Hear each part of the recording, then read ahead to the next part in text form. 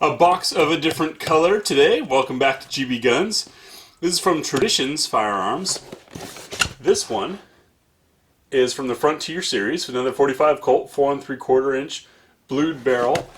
These are somewhat different from the other 45 Colts you've seen us review lately, and I'll go over why in just a minute coming up on GBGuns.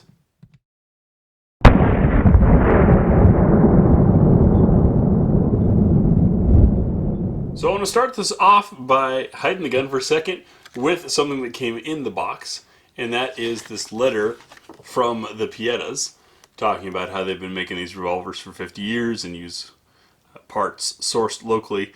But the reason why I'm bringing this up is Pietta is the same manufacturer used by Cimarron. These Traditions guns cost considerably less and have a few different features. I see them as an excellent way to get started or to try out the 45 Colts for a couple of reasons. Of course, to start, we'll show clear, flip open the loading gate, and check in the cylinders. And you might have noticed that it only came back one click, not to the second click. If I come all the way back and lower it down, we have 1, 2, 3.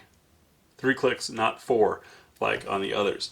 Reason being is the main part of this that I think is of interest to folks maybe considering playing with one of these, or not playing, but getting to know them, is that bar in there. You see that sticking up?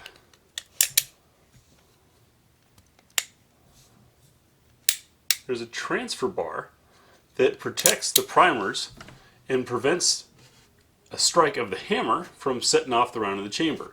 So unlike the other guns, these can actually be loaded to a full 6 shots safely. The other ones, you load one, skip a chamber, keep loading, and then come back around so that the hammer is resting on an empty chamber. That being because the original design, a simple whack of the hammer, even if it's at that second click, it's not quite strong enough. If you drop the gun, it could set the round off.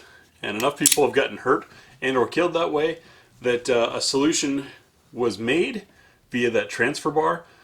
Although the purists say it's not accurate, I say it is safer. So with the Traditions line, you are saving yourself a couple $100 and getting an added safety. Let's see what else makes this gun different.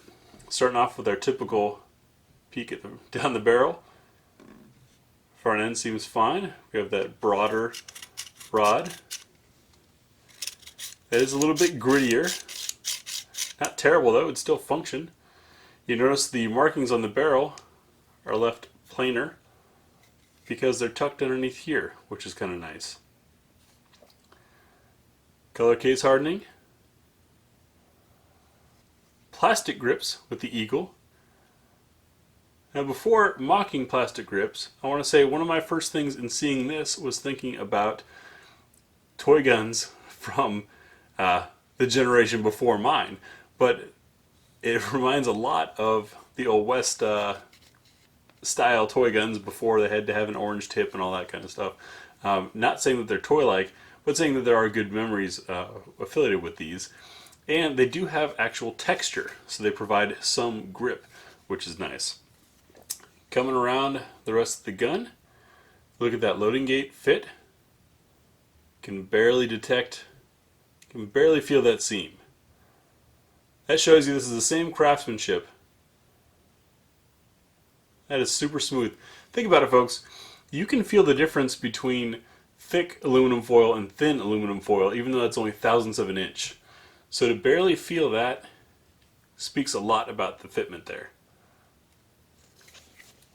Now on cylinder movement, that's pretty tight. When it's ready to fire, just a wee bit of play as well, but not terrible. I will say the hammer is heavier. You have to be more deliberate with it. And the trigger feels a wee bit heavier than the other ones. We'll get some snap caps loaded in here. And by the way, little secret on the other guns you saw me review, we were using Tradition snap caps. So we've got the hammer back one. Find an empty cylinder. There's plenty of them right now. Click is nice and solid.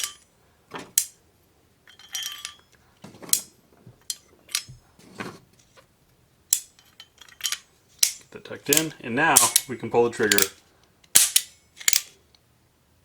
without any damage. Let's watch the trigger movement.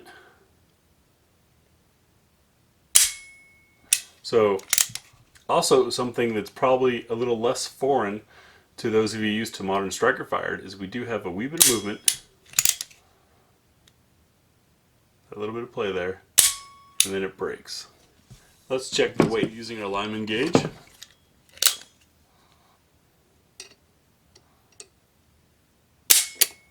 £2, 14 ounces.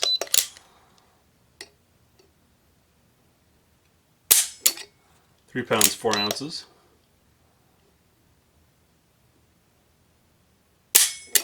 3 pounds and an ounce. So about the same trigger weight. Just has that wee bit of movement beforehand. I'd say tough competition against some of those nicer models. It may not have all the cosmetics, but for several $100s less, and it's still made by Pieta, still Italian made, overall not bad looking. Now I got to ask you, if those of you who looked at some of the other reviews we've done so far and then looked at the price and said, I'm not sure if I want to jump into that. If I mean, you can find these online right now for around $380. That's reasonable, I think. So this will be an interesting one to take out and do some shooting with. We've still got some of that Fiocchi left, a little bit of the Boneyard, and some Freedom Munitions in 45 Colt. That'll be coming up soon. Thanks for watching GB Guns. And if you watched this far, you appreciate our format and what we're doing, or maybe you're waiting to make that really angry comment. Either way, click the big griffin up here to subscribe. The link over here to show you a related video based on what you just watched, or down here is the playlist relevant to this video. Once again, we appreciate your feedback, your comments. Join us on Facebook, Instagram, and we'll see you in the next video.